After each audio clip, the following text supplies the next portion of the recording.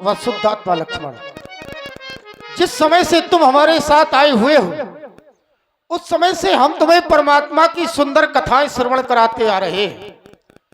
क्योंकि संत के जीवन में केवल कथा हुआ करती है और संसार के मानव के जीवन में बिथा। संत जब व्यक्ति को कहीं भी मिलता है या संत का समागम व्यक्ति के जीवन में जब प्रारंभ हो जाता है तो उसे परमात्मा की सुंदर कथाएं श्रवण करने का सौभाग्य भी प्राप्त हो जाता है। क्योंकि संतों के सत्संग से ही, कथा का ही जन्म सत्सों के सत्संग से हुआ है।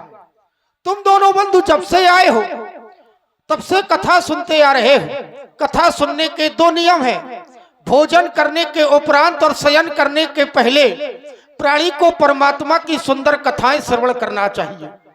आज भी हमने भोजन किया और उसी रीत का निर्वाह करते हुए आज हम तुम्हें तुम्हारे पूर्वजों की एक सुंदर कथा श्रवण कराने जा रहे हैं।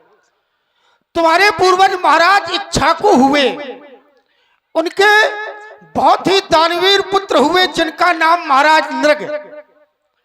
महाराज नृग ने पुष्कर क्षेत्र में करोड़ों ही गौदान की, क्योंकि वो बहुत ही दानवीर और बड़े ही प्रतापी नृपाल थे। लेकिन इतना दान करने के बाद भी उन्हें श्राप मिला और श्राप के कारण उन्हें गिरगिट होना पड़ा। अब तुम विचार कर रहे होंगे, नृपाल इतना दानी था, इतना ज्ञानी था, इतना शीलवान सदाचारी नृपाल, और फिर भी उन्हें श्राप मिल गया, गिरगिट होना पड़ा। कोई ना कोई कारण तो अवश्य होगा।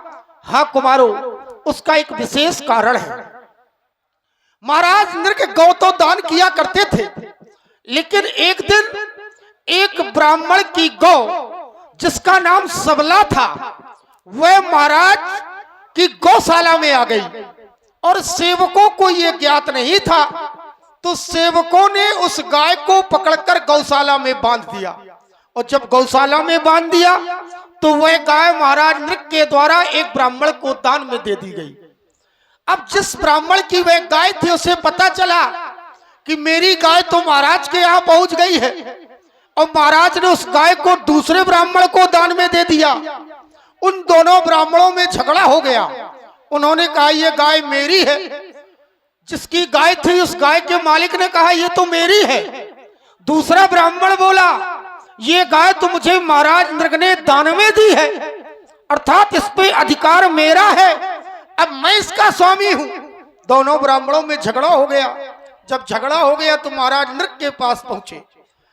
महाराज नृग ने कहा ये गाय मैं दान कर चुका हूं, और जब दान कर चुका हूं तो मैं इसके बदले में तुम्हें कई गायें दे सकता हूं। लेकिन उस ब्राह्मण ने कहा महाराज मुझे स्वयं अपनी ही गाय चाहिए। अब समस्या ये थी कि वह दान कर चुका था, और जिस ब्राह्मण को दान में दी वह ब्राह्मण कह रहा था मैं ये गाय वापस नहीं दूंगा, क्योंकि मैं ये दान में ले चुका हूं। अंततः गत्वा हुआ क्या कि जिस ब्राह्मण की वो गाय थी उसके द्वारा श्राप दे दिया गया कि महाराज नृग भले ही तुम दानवीर हो, कितने भी बड़े प्रतापी हो, लेकिन तुमने दूसरे की वस्तु को दूसरे को दान किया है, जबकि संसार का नियम है कि दान करने वाले को अपनी वस्तु का ही दान करना चाहिए। जाओ मैं तुम्हें श्राप देता हूं, तुम गिरगिट हो जाओ। तो उन्हें गिरगिट होना पड़ा। तो इस कथा से शिक्षा हमें यह मिलती है कि जीवन में कभी भी दान करो, दान करना अच्छी बात है, लेकिन दान स्वयं की वस्तु या उस संपदा का करना चाहिए जिस पर स्वयं का अधिकार हो। दूसरे की संपदा को दान नहीं करना चाहिए। अरे मैं तो तुम्हें कथा सुना रहा था, देख रहा हूं भगवान भास्कर उदयाचल से अस्ताचल की ओर जा रहे हैं। संध्या का शुभ समय हो गया है। विगत दिवस गुरु आयस पाई, संध्या करनो चले दो भाई। संध्या का शुभ समय हो गया है। ये दोनों बंधु तो मेरी कथा में मग्न हो गए। ऐसा ना हो नित्य कर्म से वंचित रह जाए। धर्मात्मा राम व शुद्धात्मा लक्ष्मण, जाओ दोनों भाई माता संध्या की वंदना करो, मैं स्वयं आराधन करता हूं। जाओ।